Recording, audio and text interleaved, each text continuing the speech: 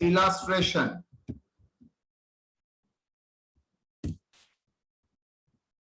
from illustration करने से पहले मैं आप लोगों को कुछ बताऊंगा, उसके बाद इलास्ट्रेशन करूंगा।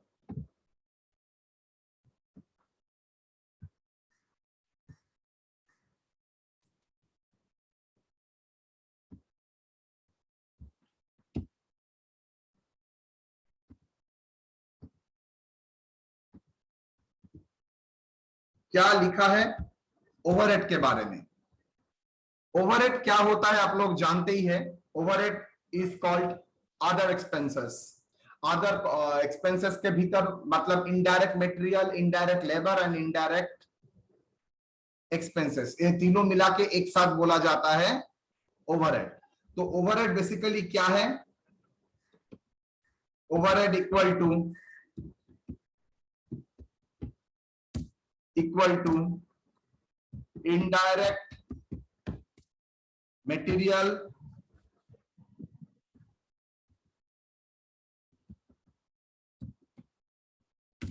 Plus indirect wages plus indirect expenses.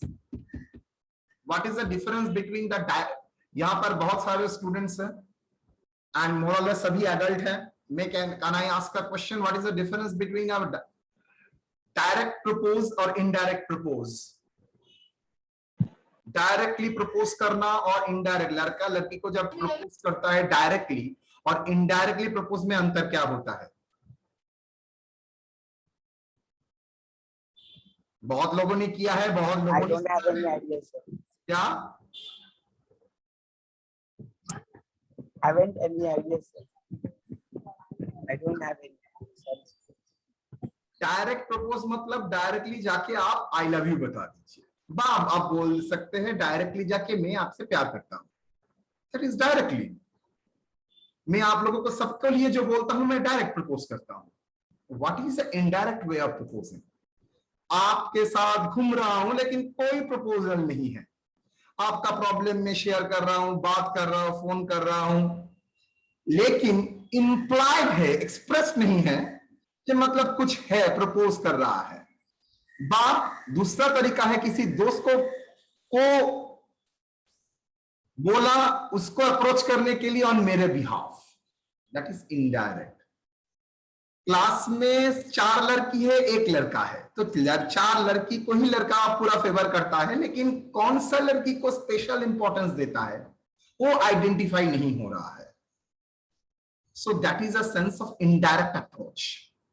When you identify directly, हाँ ये लड़का X लड़का Y को प्रपोज कर रहा है, उसका साथ टर्म्स है उस तरीके का, then we can say that directly identified. लेकिन अगर डायरेक्टली आइडेंटिफाइड है ही नहीं तो how could you identify? Then तो सर अप्रॉक्स करना पड़ेगा। मान के चलेंगे वो ABCDE में ए भी हो सकता है, बी हो सकता है, और नहीं तो वट एवर में भी। तो इनडायरेक्ट मतलब indirectly which is the material which is not directly identified with your particular the product और the service which you are rendering. Indirect material मतलब मटेरियल का कॉस्ट। इनडायरेक्ट मटेरियल वर्ड गलती हुआ मेरा, बुक का लैंग्वेज हो गया था। Indirect material cost, indirect labor wages by labor cost, it is better to write labor cost, or indirect expenses. So indirect labor means the material and labor which are not identified with the product directly, rather it is that expenditure has been incurred for the several products, like a depreciation. It is indirect expenses. You can't identify depreciation for a particular product is such amount. No. Your supervisor rupees expenses is 10,000. You cannot identify that supervisor expenses is particularly for that product. No, you can't identify that supervisor expenses is for the all product proportionately allocated. So that is called indirect material, indirect labor, and indirect expenses. In a sum total is called overhead.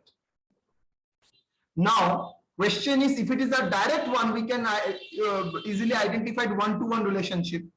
But when it is indirect, जब ये indirect हो जाता है, तब sir कैसे allocate करेंगे?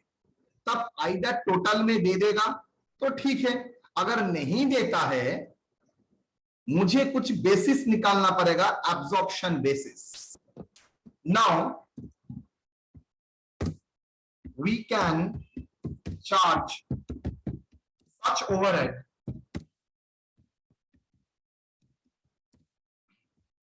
among the products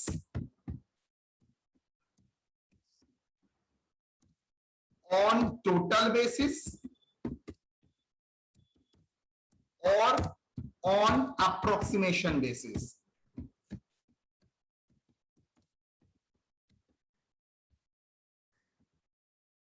either total में बोल दिया जाएगा उस बेसिस और अप्रोक्सीमेशन बेसिस.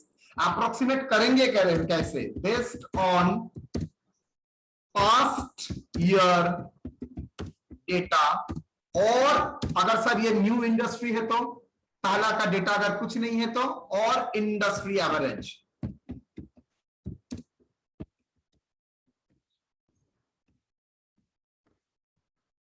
ये क्या होता है?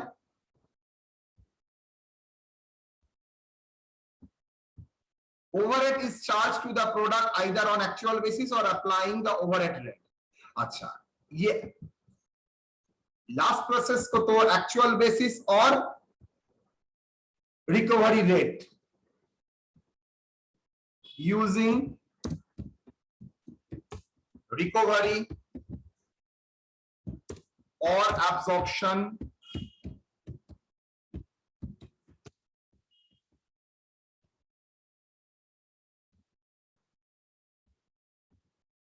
एक एग्जांपल आपको काम में आएगा.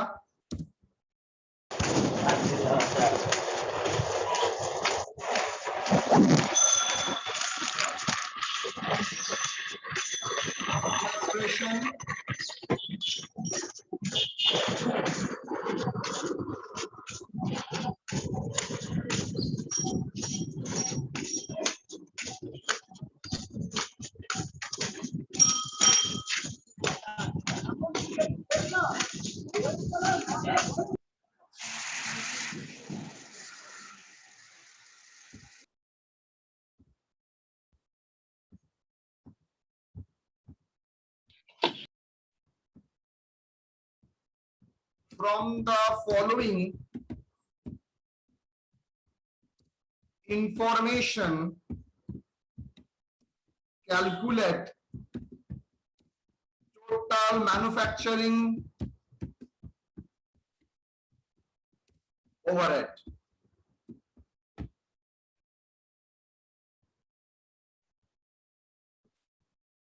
Depreciation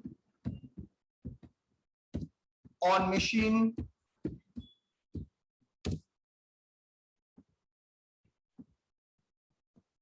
rupees 10,000. Insurance,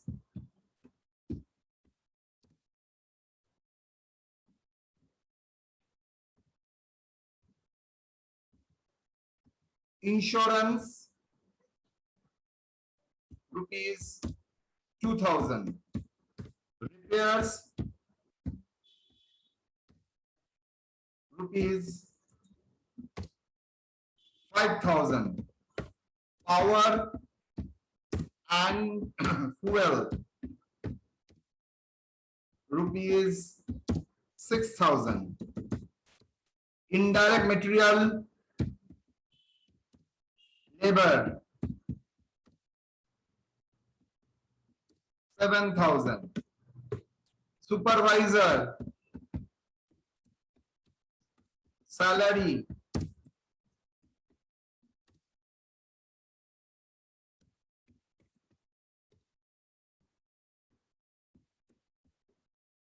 cleaning staff expenses,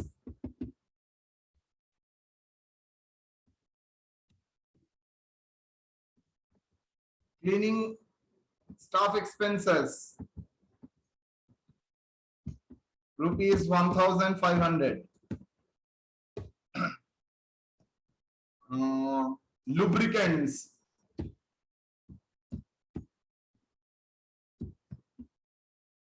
and oil, machine में देना पड़ता है ना, मोबिल और ग्रीस, ये सब 6,500। ओके, कैलकुलेट कीजिए कितना मैन्युफैक्चरिंग ओवरहेड होगा। मतलब ये यहां पर एक्चुअल में मैंने दे दिया है solution. Total manufacturing overhead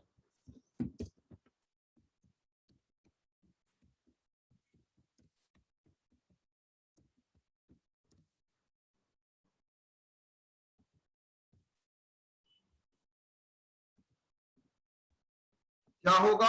very easy हम लोगों के लिए करना, सिर्फ इसका टोटल कर दीजिए। 39,500। देखते हैं।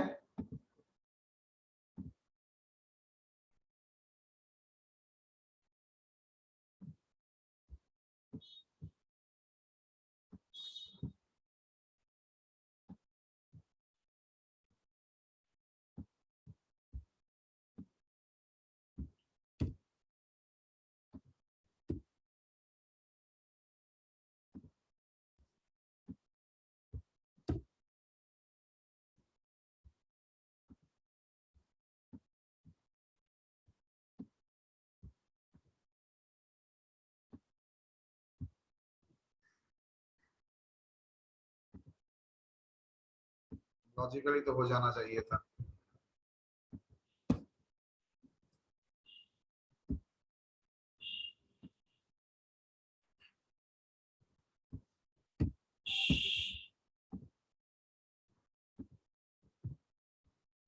चलिए, अमाउंट लिखना पड़ेगा मुझे। डिप्रिसिएशन कितना है? Insurance, repairs, power fuel, indirect labour,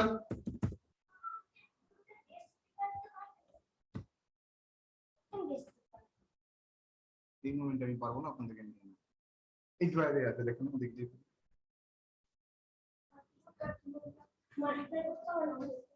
ও পাশে পাশে রাখতে যা কাটছে না ওখানেই ওখানেই বলবে supervisor salary.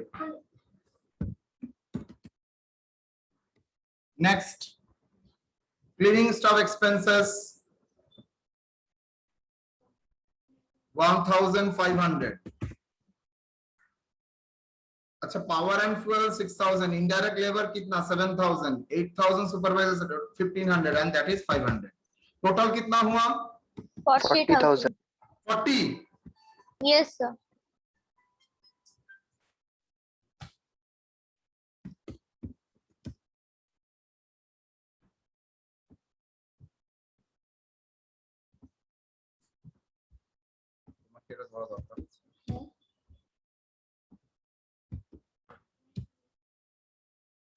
Total that is, इसको क्या बोलेंगे?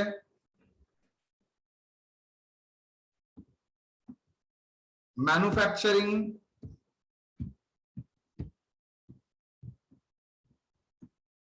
प्रोडक्शन फैक्ट्री, ये तीनों नाम से जाना जाता है। ये तीनों नाम से इसको जाना जाता है।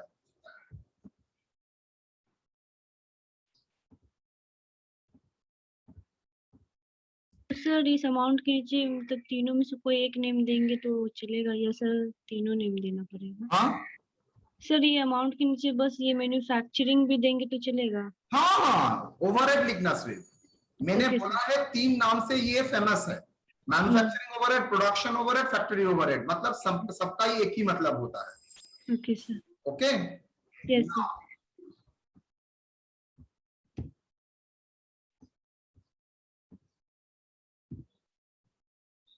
next illustration. Last year manufacturing overhead, now direct wages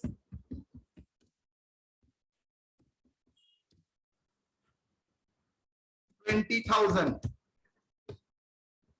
Factory overhead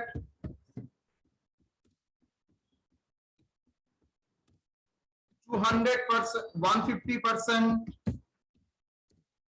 of direct wages.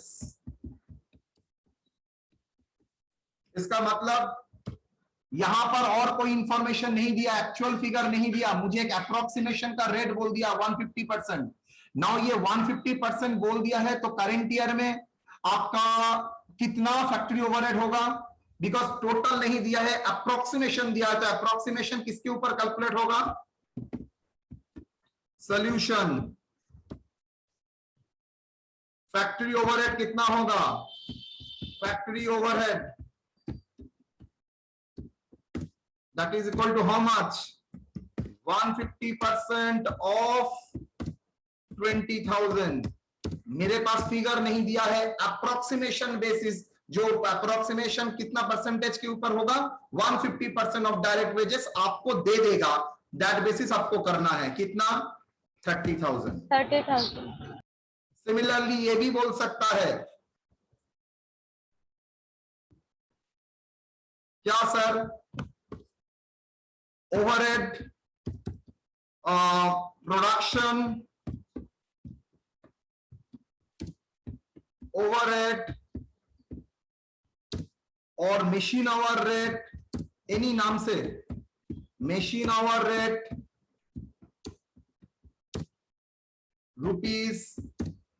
₹12 per hour during the year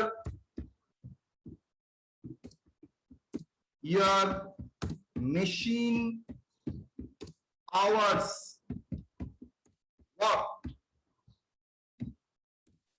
for the manufacturing of product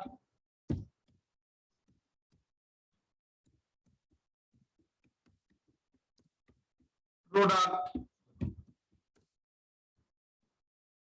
4,000 hours.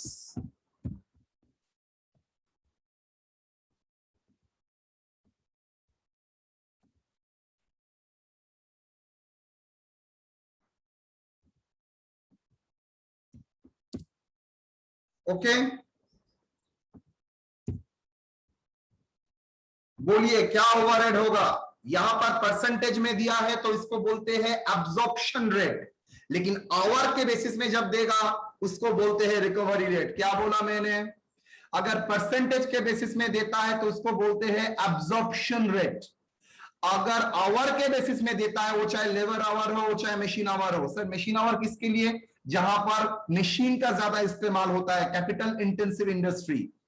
Labour our किसके लिए? जिस इंडस्ट्री में लेबर का ज्यादा इस्तेमाल होता है. तो लेबर आवर, मशीन आवर. अगर आपका ओवरहेड लेबर आवर के बेसिस में, मशीन आवर के बेसिस में, प्रोडक्ट का प्रोडक्शन के बेसिस में होता है, तो हम लोग उस रेट को बोलते हैं रिकवरी रेट.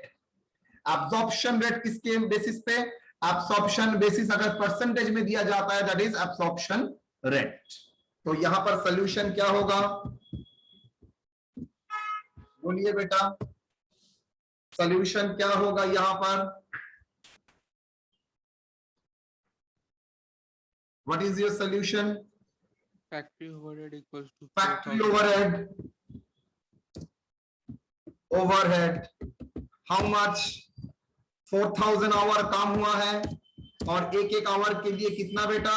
₹12 per hour. तो टोटल कितना आएगा?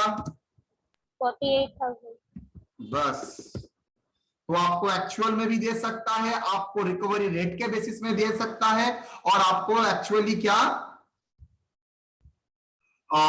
इसके बेसिस में भी दे सकता है, टोटल के बेसिस में भी दे सकता है, एब्जॉर्प्शन रेट के बेसिस में ही दे सकता है. Next, last illustration for that category.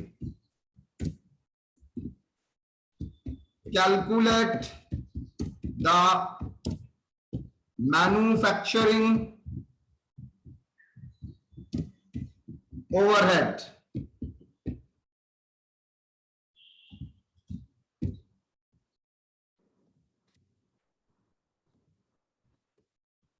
last year data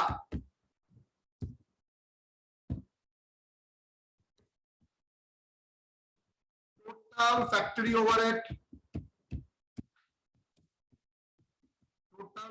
overhead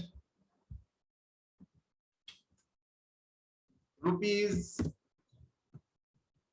40,000. Direct wages rupees 20,000. Prime cost, direct material rupees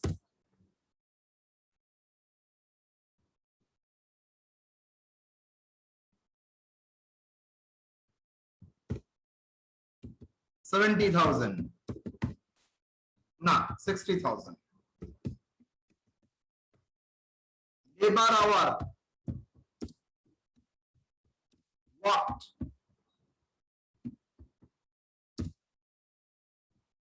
10,000 hours.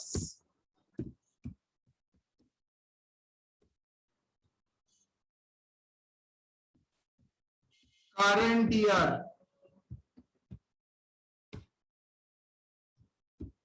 direct wages data for current year production. Direct wages rupees 25,000. Direct material rupees 75,000. Labor hour worked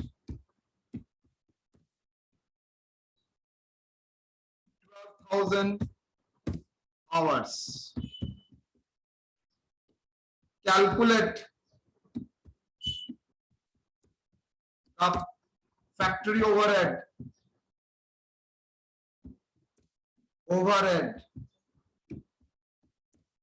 based on recovery rate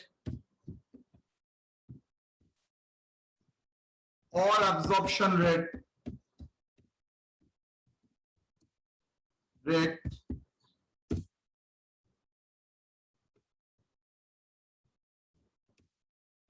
direct wages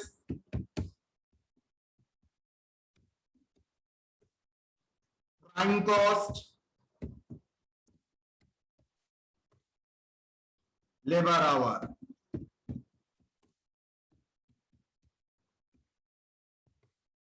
बस question समझ में आया? एकदम छोटा छोटा illustration करके दे रहा हूं, बुद्धिमान होंगे तो यहां से जो समझना समझ जाइएगा। एकदम छोटा छोटा इलस्ट्रेशन करके दे रहा हूं, इसका कंसेप्शन एकदम क्लियर रहेगा। इन फ्यूचर में जहां पर ओवरहेड में दूंगा ये बिल्डिंग ब्लॉक्स क्रिएट रहेगा, तो आपको जहां पर मैं प्रॉब्लम दूंगा आप लोग बोलिएगा सर आप वेट कीजिए, मैं आपको प्रॉब्लम करके दिखाता हूं। देखिए बेटा ध्यान से, एकदम लास्ट ईयर का डेटा दिया है, एकदम total overhead, direct wages, direct material, labour our बोल दिया है। करंट ईयर का direct wages, direct material and labour our बोल दिया है। वो सिर्फ पूछ रहा है करंट ईयर का calculate the factory overhead of current year. Current year का फैक्ट्री ओवरहेड निकालो बेस्ड ऑन द रिकवरी और एब्जॉर्प्शन रेट ऑन, किसके ऊपर बेस करके? ऑन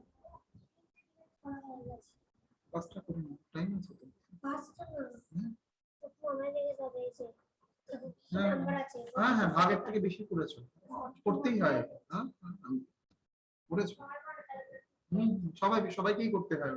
যাও based on direct wages, prime cost and labour hours, direct wages, prime cost and labour hours. चलिए तो यहां पर कितना आंसर आएगा फैक्ट्री ओवरहेड का बेटा? यहां पर कितना आंसर आएगा फैक्ट्री ओवरहेड का?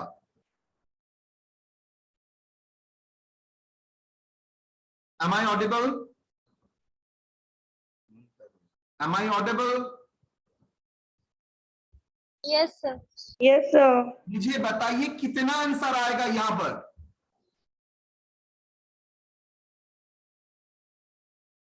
यहां पर फैक्ट्री ओवरहेड तो कैलकुलेट करने के लिए बोला है, कितना आंसर आएगा? सर एक बार डायरेक्ट वेजेस का बेसिस पकड़ेंगे तो एक आंसर, एक बार प्राइम कॉस्ट को बेसिस पकड़ेंगे तो एक आंसर, एक बार सर लेबर रेट को, लेबर आवर को बेसिस पकड़ेंगे तो एक आंसर, मतलब 3 आंसर आएगा depending upon your the basis. तो चलिए पहले हम लोगों को बेसिस कैलकुलेट करना पड़ेगा। तो सॉल्यूशन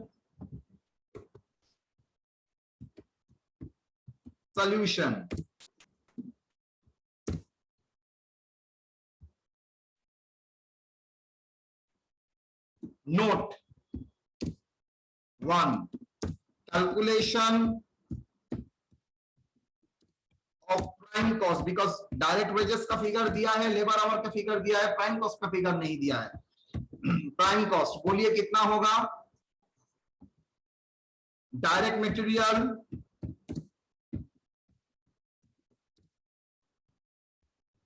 कौन सा ईयर का? Last year. डायरेक्ट मटेरियल कितना बोलिए?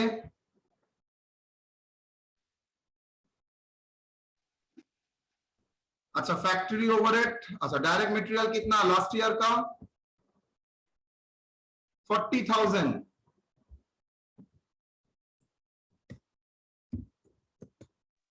तो 60,000 है। 60,000 सॉरी। डायरेक्ट लेबर कितना? 20,000। डायरेक्ट एक्सपेंसेस क्वेश्चन पेपर में बोल दिया है डायरेक्ट एक्सपेंसेस कितना होगा? बोला है डायरेक्ट एक्सपेंसेस कितना होगा क्वेश्चन में। देखिए मैं फिर नहीं। आप लोगों के लिए दिखा रहा हूं। सर नहीं, डायरेक्ट वेजेस मटेरियल नेसेसरी नहीं है, हर प्रॉब्लम में डायरेक्ट एक्सपेंसेस रहेगा। तो यहां पर नहीं है तो नहीं है तो नहीं है, मैं क्या करूं सर? चलिए डायरेक्ट एक्सपेंसेस फर्स्ट प्रॉब्लम है इसलिए लिख रहा हूं, सब्सिक्वेंटली एकदम लिखेंगे ही नहीं, ये सब नील फिल नहीं लिखना है। प्राइम कॉस्ट कितना? 80,000। Very good sir. चलिए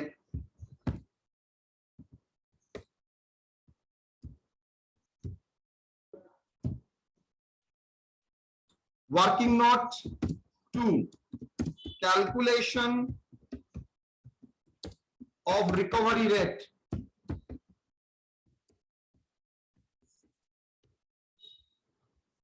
ये था वर्किंग नोट 1।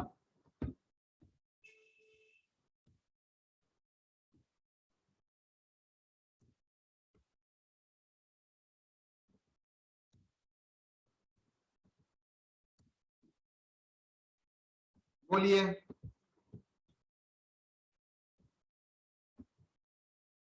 एक साथ कर लेंगे।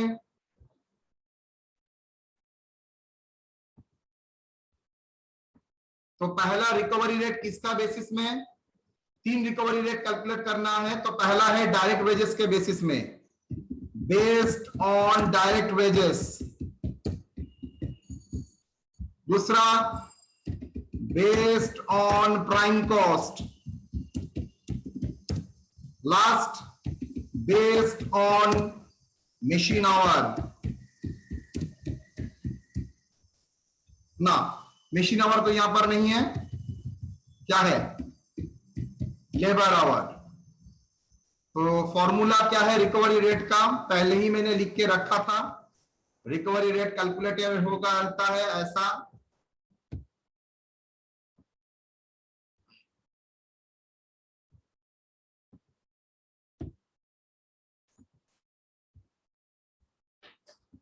चलिए तो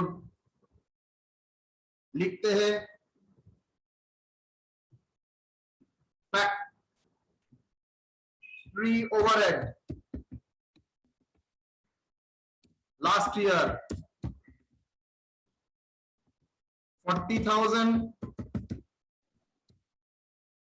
40,000 40,000। दूसरा रिकवरी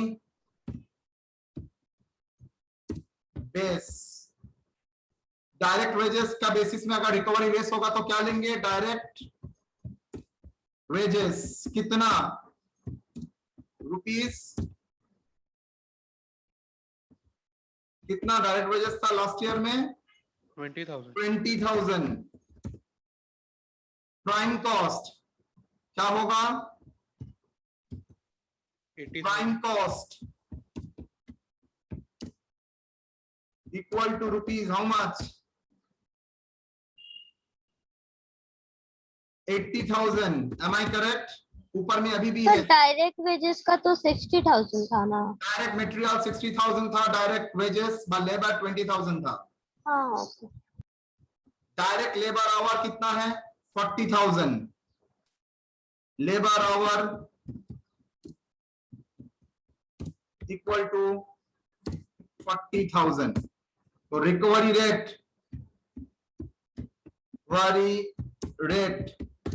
एब्जॉर्प्शन रेट,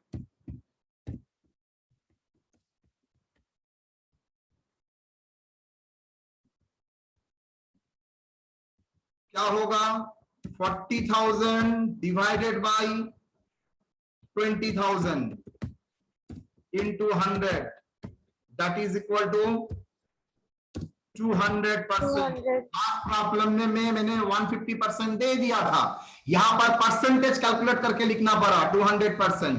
अगर प्राइम कॉस्ट को बेसिस लेते हो 40,000 डिवाइडेड बाय 80,000 into 100 क्या होगा, 50%। सॉरी 50%।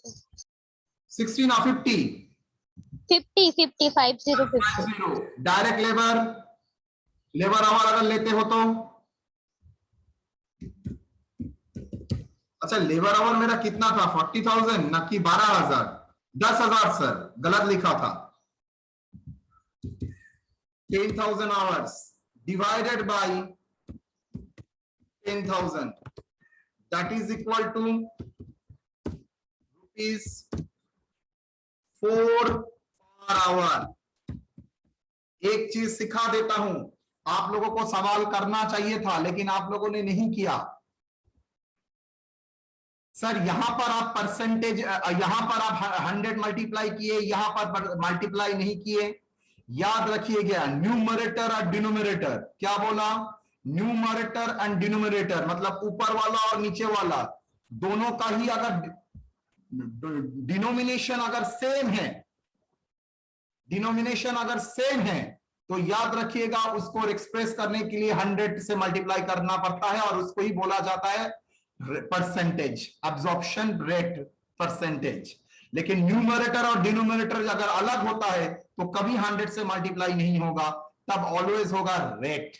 यहां पर factory overhead by direct wages, formula तो वही था, factory overhead by direct wages. अच्छा चलो एक बार दिखा देते हैं, ओवरहेड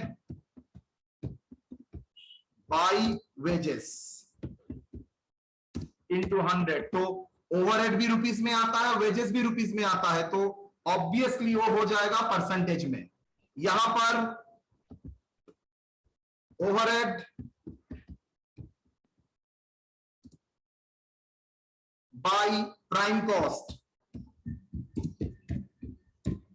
ओवरहेड भी रुपीस में आता है, प्राइम कॉस्ट भी रुपीस में आता है, तो यहां पर भी मल्टीप्लाई होगा 100 से। यहां पर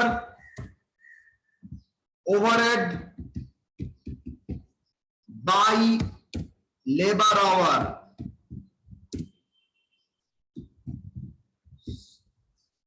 न्यूमरेटर डिनोमिनेटर का डिनोमिनेशन सेम नहीं है, ऊपर वाला है रुपीस में और लेबर नहीं, डिनोमिनेटर है आवर्स में, तो दोनों का डिनोमिनेशन अलग है, तो हम लोगों ने 100 से मल्टीप्लाई नहीं किया।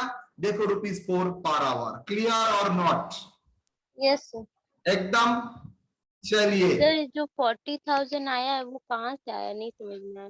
कौन सा, ये ऊपर में based on direct wages, based on prime cost और बेस्ड ऑन लेबर आवर। 40,000 कहां से आया, फैक्ट्री ओवरहेड लास्ट ईयर में जो है ना, तीनों में 40,000। तो मैंने क्वेश्चन में ही दे दिया था बेटा 40,000 लास्ट ईयर का।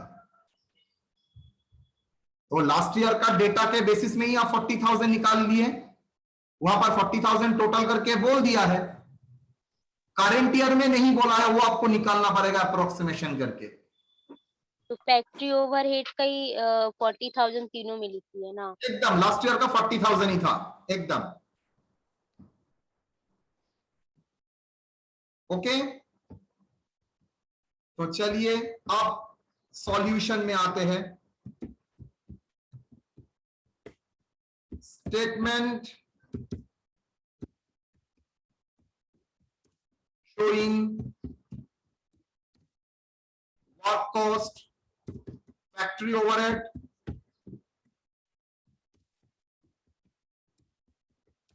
and work cost or factory cost। चलो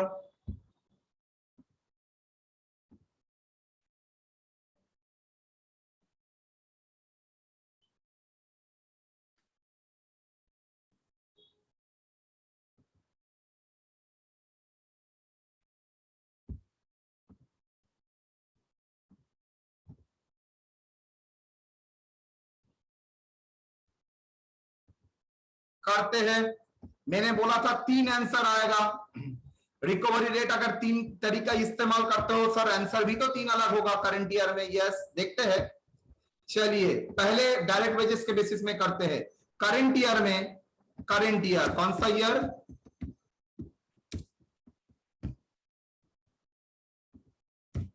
करंट ईयर बोलो, करंट ईयर में क्या है? करंट ईयर में सर डायरेक्ट वेजेस है 25,000 और डायरेक्ट मटेरियल 75,000। तो डायरेक्ट मटेरियल कितना होगा सर? व्हाट एवर में भी एलोकेशन बेस, डायरेक्ट मटेरियल तो और चेंज नहीं होगा। Add prime cost, sorry add direct, add करने का जरूरत ही नहीं है, नीचे लिख लो डायरेक्ट लेबर बा वेजेस कितना? 25,000 25 25 क्या आ गया मेरे पास? डायरेक्ट एक्सपेंसेस तो नहीं है, तो मेरे पास आ गया prime cost.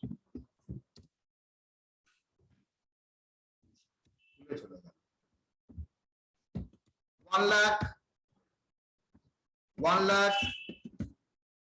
1 lakh add factory overhead. बोलिए फर्स्ट वाला क्या होगा? Based on the direct wages, first कल अगर डायरेक्ट वेजेस का बेसिस में करता हूं तो direct wages based on direct wages, based on direct wages क्या होगा? बोलिए कितना रिकवरी रेट मैंने कैलकुलेट करके रखा था? बोलो लास्ट ईयर का बेसिस में रिकवरी रेट कैलकुलेट करके रखा था 200%। ओके, लास्ट ईयर का बेसिस में रिकवरी रेट मैंने कैलकुलेट करके कितना रखा था? 200%। यस और नो? प्रीवियसली मैंने 150% दे दिया था, यहां पर मैंने परसेंटेज नहीं दिया है। मैंने आपको बोला आप कैलकुलेट कीजिए, तो क्या होगा? 200%। तो यहां पर क्या चार्ज करेंगे? 200% किसके ऊपर? 200% जो कैलकुलेट करेंगे वो किसके ऊपर बेटा? Prime cost direct wages. Direct wages. तो डायरेक्ट वेजेस कितना कत है बोलो? 25,000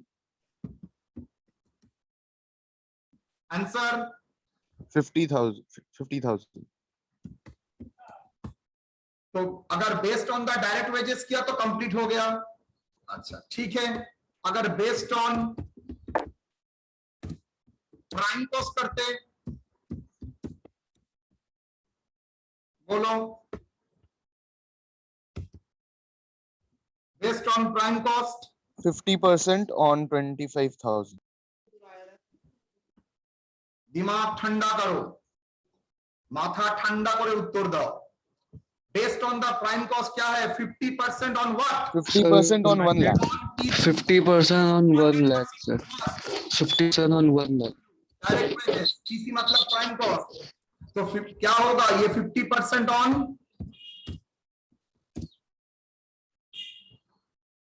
50% ऑन क्या है? 1 lakh. Prime lakh. cost. 1 lakh. ये सेम आ गया 19। अच्छा एक काम करता हूं ना, बर्बाद करना पड़ेगा, नहीं तो मर जाऊंगा मैं। तुम लोग इतना बुद्धिमान हो, फंसा दोगे मुझको। आप बोलोगे सर आपने तो बोला था दोनों ही सेम आएगा। 65 बाबा 65। चलिए यहां पर चेंज करना पड़ेगा, नहीं तो फंस जाऊंगा मैं। कितना बोलो? 90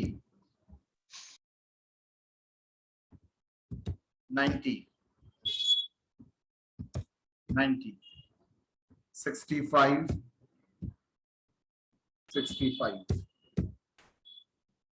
तो ठीक है। 200% प्राइम कॉस्ट क्या होगा? 50% ऑन 90,000. कितना आएगा? 45,000. 5,000. ओके। बेस्ड ऑन द अगर डायरेक्ट लेबर करते, बेस्ड ऑन डायरेक्ट लेबर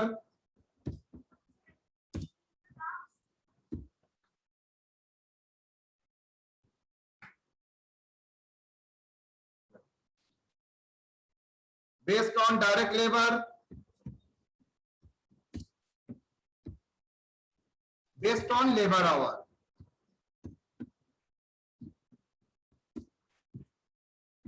कितना? 25,000 into 4. गड़बड़ी नहीं, कितना आवर काम हुआ है? 12,000. 12,000। देखो labour hour work in the current year 12,000 into 4. 12,000 hour तो कहां से मिला है? 25,000 तो रुपीस में है, डायरेक्ट वेजेस है। मैंने तो डायरेक्ट वेजेस नहीं बोला है, लेबर आवर वर्क बोला है। तो कितना होगा? ₹4 इंटू 12,000. कितना होगा बोल? 48,000. 48,000.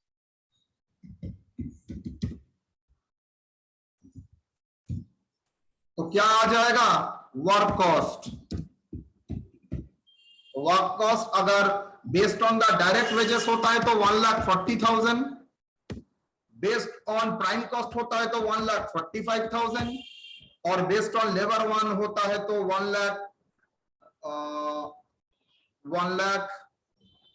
38,000. अच्छा यहाँ पर होगा 35। 1,35,000 होगा sir. That is 1,38,000। Clear? Yes, sir. तो रिकवरी रेट का बेसिस अगर टोटल दिया रहता है तो ठीक है, नो प्रॉब्लम। अगर टोटल नहीं दिया है देन आपको रिकवरी रेट कैलकुलेट करना पड़ेगा। रिकवरी रेट कैलकुलेट करके करना पड़ेगा। अगर सर कुछ नहीं बोला है तो always factory overhead based on direct wages. क्या बोला? If nothing mention always assume factory overhead is based on the direct wages. ठीक है,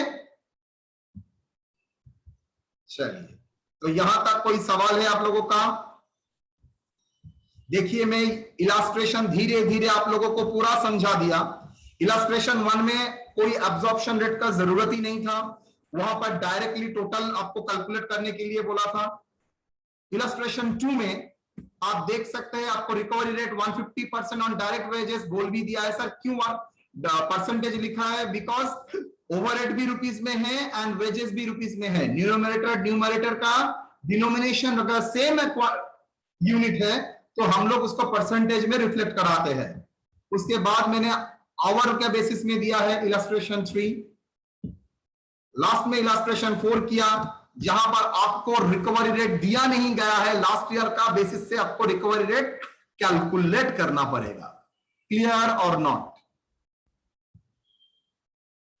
तो इसके साथ हम लोगों का वर्क कॉस्ट का कॉन्सेप्ट समाप्त होता है एक पार्ट तक। लेकिन वर्क कॉस्ट के साथ हम लोग और एक चीज सुनेंगे, that is WIP, Work in progress. Work. हाँ, आपको मतलब मैं आज नहीं बताऊंगा बिकॉज टाइम परमिट नहीं करेगा। मेरा नेक्स्ट क्लास में मैं उसके साथ चर्चा करूंगा।